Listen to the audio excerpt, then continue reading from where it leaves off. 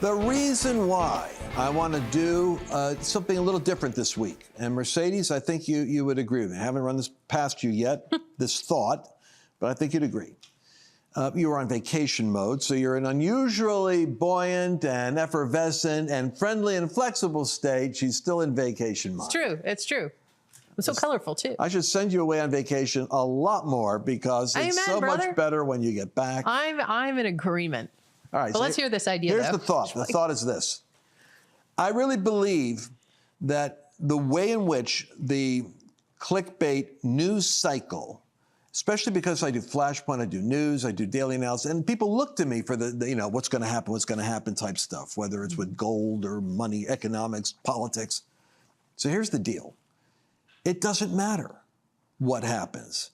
I mean, I've often wanted to do a broadcast where it would be, what was happening that was historically significant in the rise and fall of the Roman Empire as a backdrop to the book of Acts? Because it's hardly ever mentioned what's going on in the bigger, because God was doing something in the book of Acts.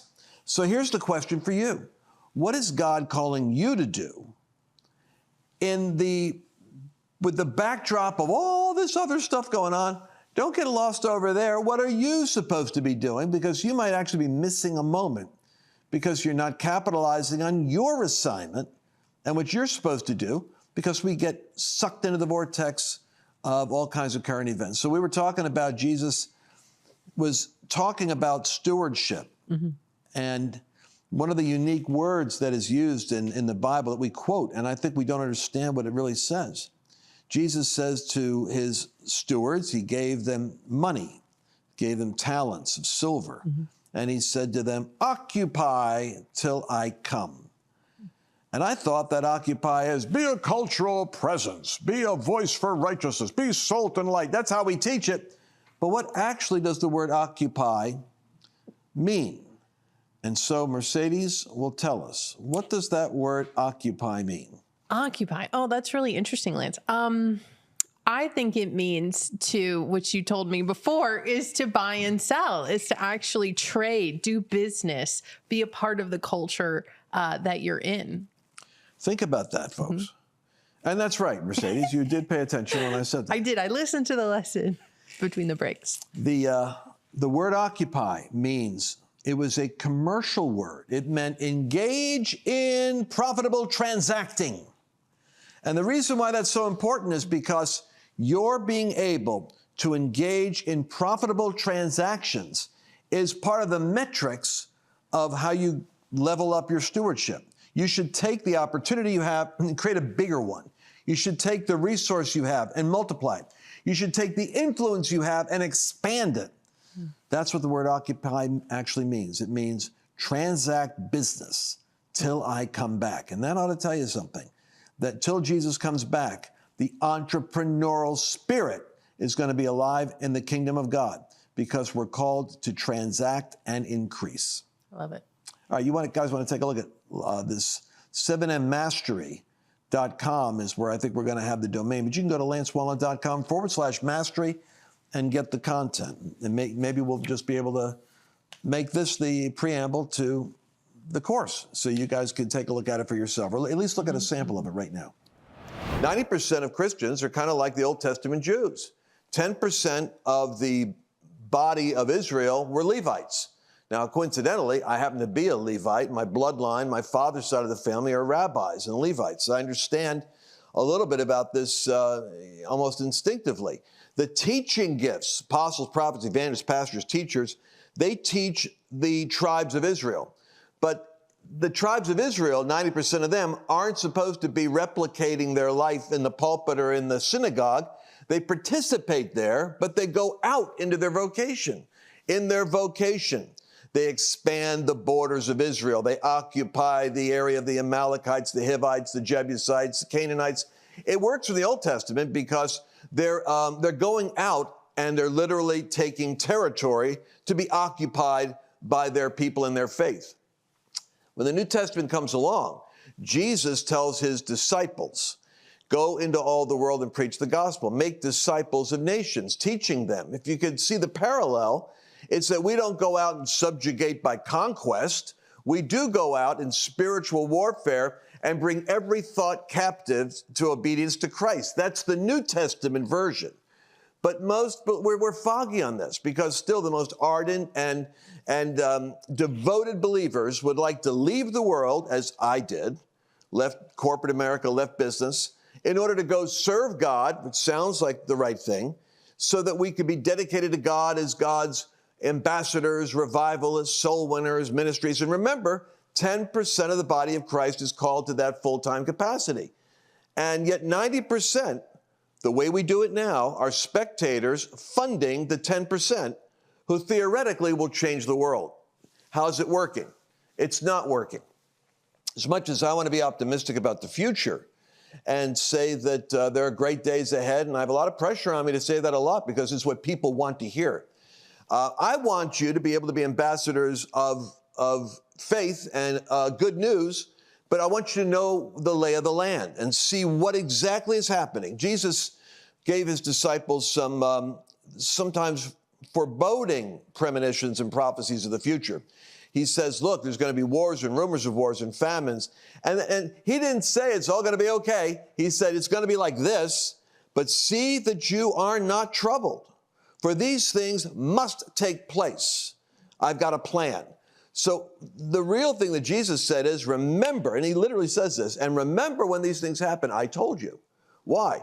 Because if something's going wrong and you think that God told you that wasn't going to happen, then you feel you have a crisis of faith. But if you know you're going into a storm and God says there's going to be opposition, there's going to be all kinds of waves, you're going to have a lot of dangers, toils, and snares, you're going to come through it. My grace is with you. Stick with me. There's glory on the other side. I built you for exploits. You can handle this. Now, that's a different kind of a message.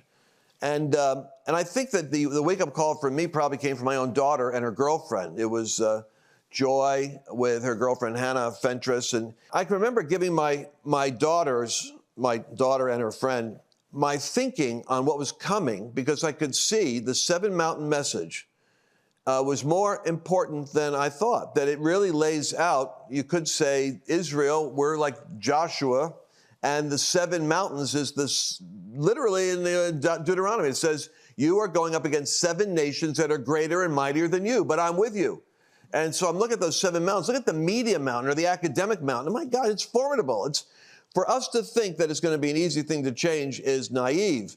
Any more than the little Jewish people going up against giants thought that they could do it in their own ability. But if God's in it, it's a different story. So I remember talking to my daughter and saying, man, I'm telling you, I see that Marxism is gaining a stronghold, that your campus is going to become more radicalized. What's on the campus is going to be in the streets. What's in the streets is going to be in the politics. And what I see coming, and I was giving a very dystopian view of where I saw culture going. Now, mind you, this is like 8 to 10 years ago. I was right. But she looked up at me with that way that only a daughter can do. And she said, but Daddy, what about my destiny? Because what I was forecasting was, we got to move quickly. It's the end times. And I believe that there's an end time harvest and outpouring and a rapture will be, that God will intervene. And there's promises in the Bible about saving you from the hour that tries everyone on the earth. And I believe. But what she was saying is, I grew up in a church which talks about prophetic destiny and exploits and what God calls you to do. And it sounds to me like you're drawing the curtain on this thing pretty quickly, and that the best we could hope for is a glorious exit strategy before, all hell breaks loose. And I got so convicted because I saw that I had to have a responsibility to see the reality, but frame it in a way that accommodates the fact that there's destiny in your life that is going to be fulfilled. So I had to kind of pull out of that dystopian perspective to come back and say, well, Lord, what's the good news for people like my daughter? And that was when the Lord basically started to say, why don't you look at the other side of the equation? And that is in the period of the time of the great shaking of earth, I'm shaking it, not the devil, because I promised something, and I promised the kingdom is going to become manifest. So I started looking at the Bible to see a track that most Christians don't preach on. In Hebrews, the Bible says that that that God yet has promised once more he will shake the heavens and the earth.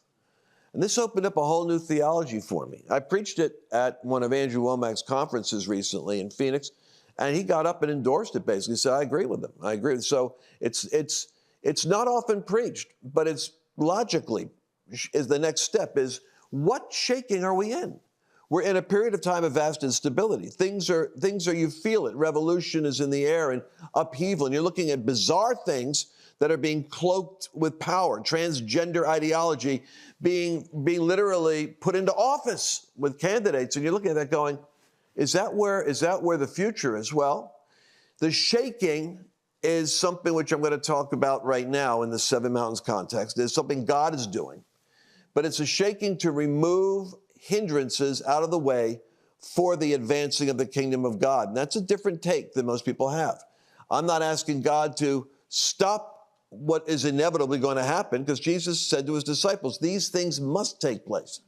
But if I can give you a theology as to why they must take place and why it's a promise that the shaking is happening and what God is building in the midst of shaking and how you fulfill your unique assignment in the midst of all that, well, then I've gone into some interesting leadership territory, because I'm describing the future, the way that you're going to end up intercepting it. And I'm giving you a map to navigate through that uncertain future. And if you have a map and you have action and you have a track to run on, well, then you can take action, have traction.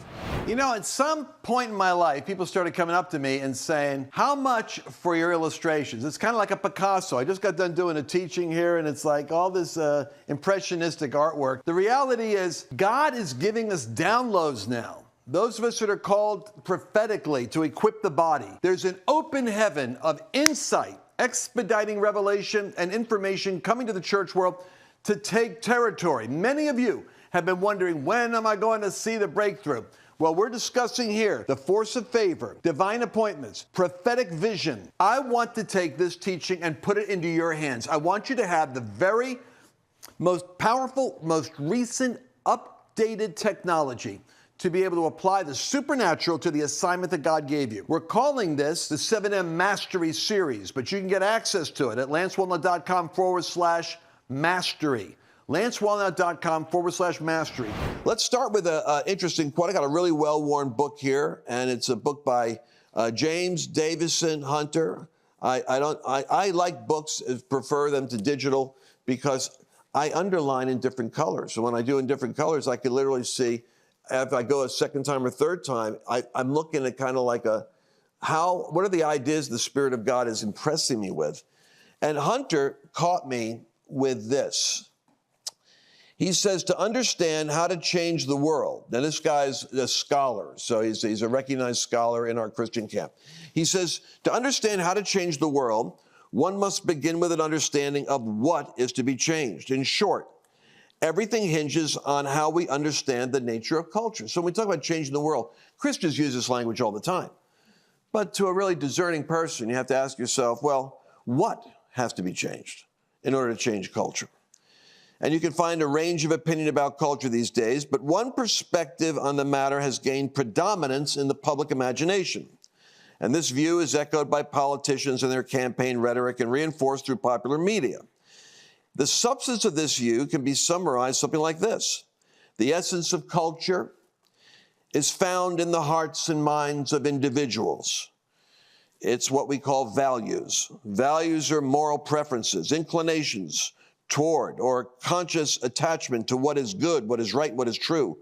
Culture is manifested in the ways these values guide our actual decisions.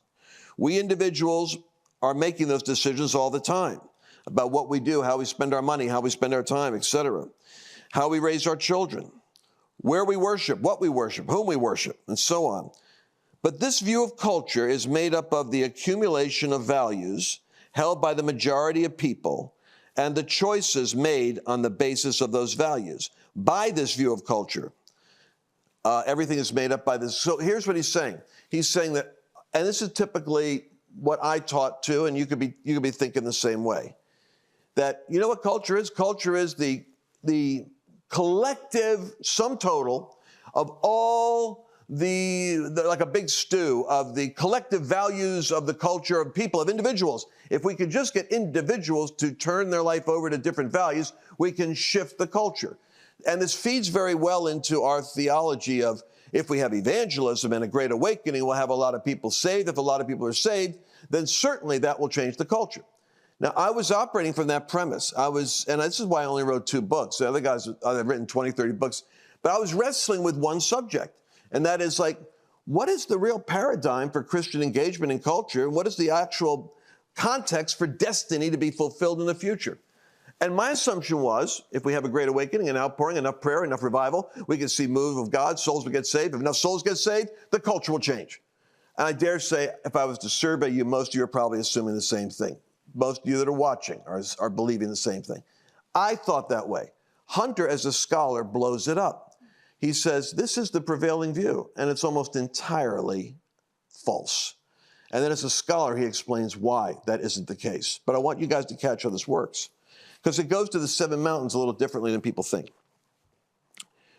So the idea that individual hearts and minds get changed and you get enough, like a tipping point. Like I was teaching this, I was saying, tipping point, like let's say you get a 51% change in a culture. Well, if you get 51%, then the scale tips this way. We've got to get to that 51%. Well, and then I start reading where we have countries in the world where you already have a majority Christians.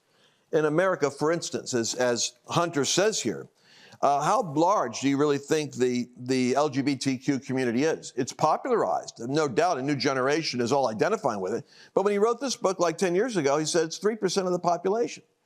He said, how is it 3% has taken over 30% of the population, 30% evangelical, born again, and pro-life Catholics that are charismatic? How did 30% get taken over by 3%? It's not because they have a 51% conversion tipping point. It's because they occupy centers of extraordinary influence, and they're aggressive about their ideology. So Hunter's premise is culture isn't changed by our prayers for revival, our camp meetings, our soul winning, which is, I'll bet you 90% of Christians are giving their offerings and supporting ministries under the assumption that they're going to change the world through some revelation of a revival that's coming, and all the souls are going to get saved. Agree? So here's what Hunter says. He says cumulatively, what all this means is that if a culture is good, it's because of the good values by individuals that lead to good choices. By contrast, if a culture is bad or in decline, it must be because the values or worldviews held by individuals are mistaken or even immoral, and those corrupt values lead to bad choices. Cumulatively, those mistaken ideas, corrupt values, and bad choices create an unhealthy culture. There's the idea that individuals aggregately are shaping culture.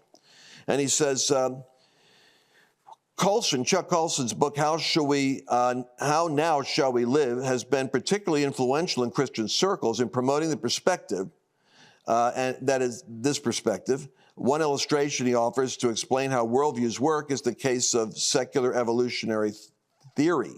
In a word, Darwinism.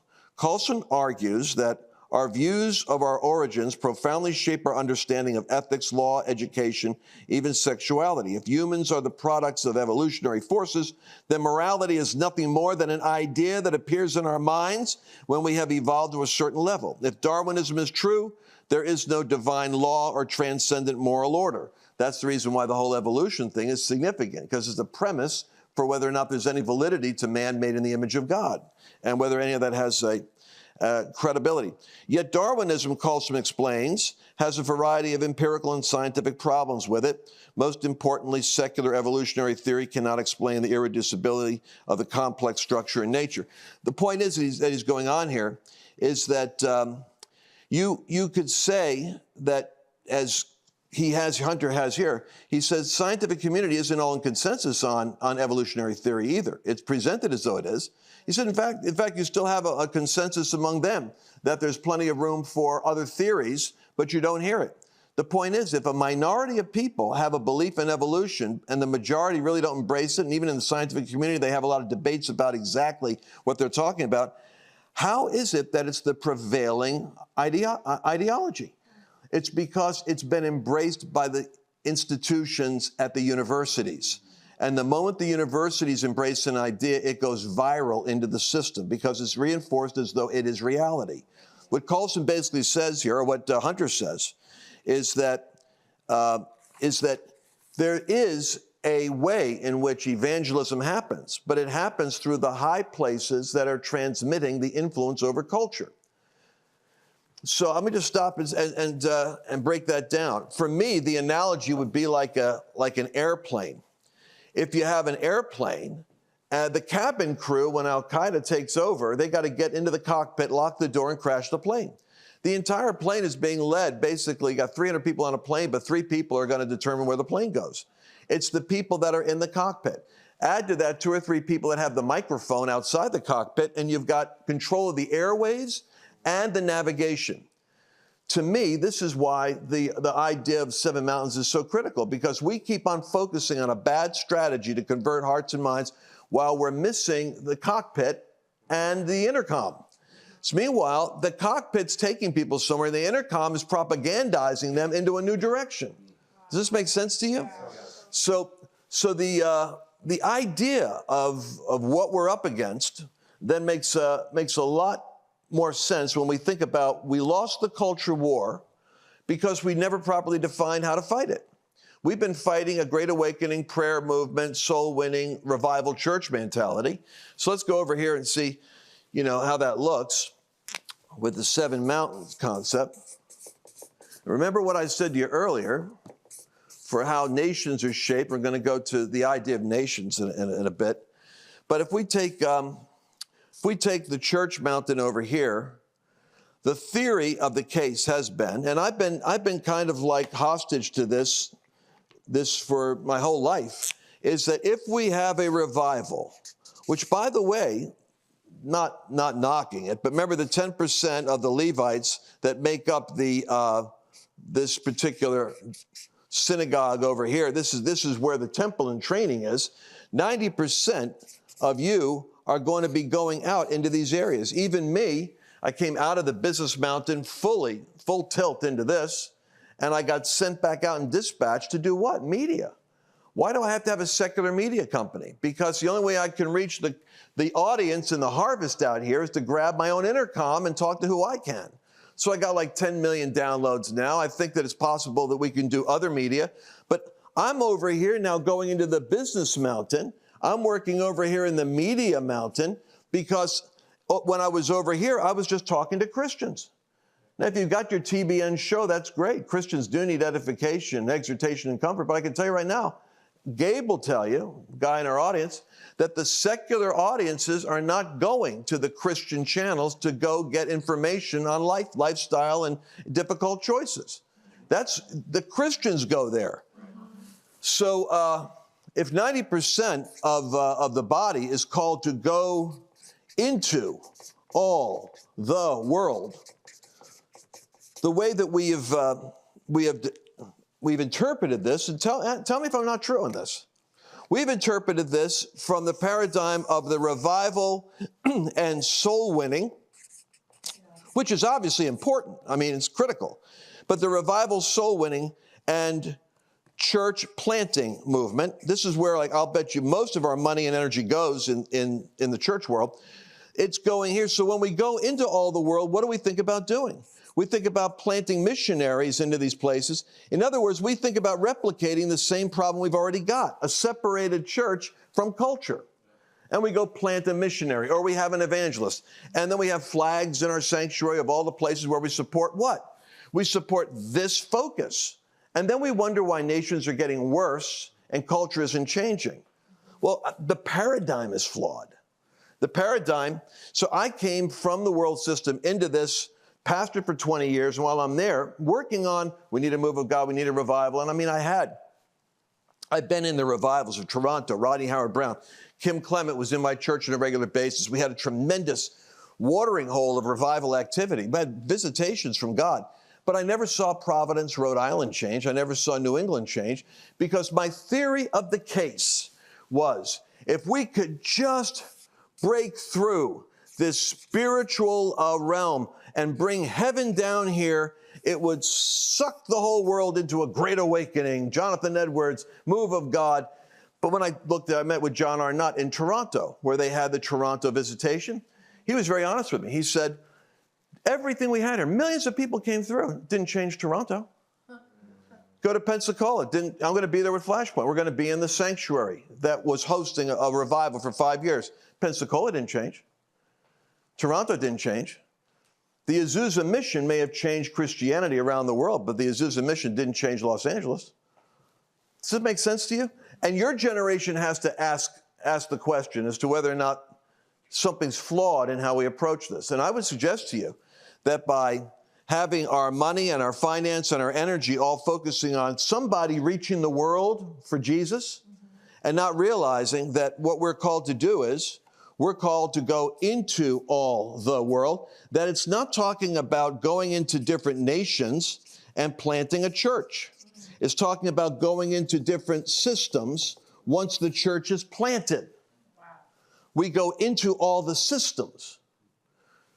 So now when we look at the Grammys or we look at the Academy Awards or we look at politics and we lament that it's getting worse and worse, it's satanic and weird, well, you have to ask yourself, what's the Christian engagement in those areas?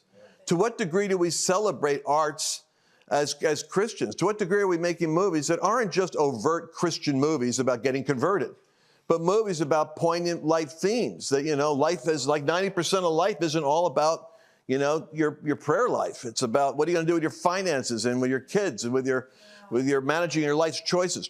My point is, go into all the world. I go into the Caribbean, for instance, and when I'm in the Caribbean, I'll get off I speak on different ships and cruises, and I'll go check the church out when I get there, and I'll go there and I'll see there's a cornucopia of churches all competing with each other in these little islands. And so you got this church in front of this church. Some of them are in tents, and they're literally across from each other. And I'm looking at that and going, I meet with the mayor, I meet with the governor, I meet with the business leaders. What's the number one problem you got? Corruption. Well, the number one problem you got is corruption. You got drugs, you got sex trafficking, you got dysfunctional business. Well, why is that? Well, because the government's corrupt, so the government's working with the businesses, and the businesses are corrupt. Oh, wait a second. So you're telling me, if I'm getting this picture correctly here, you're telling me that you've got your business and your government over here is working together corruptly with, well, what's the church doing? The church is replicating what America does, trying to build a bigger church, get people saved and involved with the church, do Christian television in the islands, be on TBN, broadcast in the islands, right? Meanwhile, what should they be doing? They should be making disciples that are the 90% that are attending the church, training them how to go into the systems in order to occupy till I come. Not occupy over here with a bug-out bag in the wilderness, but occupy over here. The word occupy, you'll find out in the Greek, is to transact by doing business. Well, that's just a sample from the training. There are 7 modules in the Mastery course, literally showing you how to create a destiny map, utilizing a process that we've created that enables you to take your whole history up until now and see the patterns of where God is taking you. You want to get a hold of that whole 7 module course at lancewallnau.com/mastery. It will change your life. Did you enjoy this latest episode? Please remember to share it with your friends, because the more knowledge you have, the better equipped you are to navigate the world.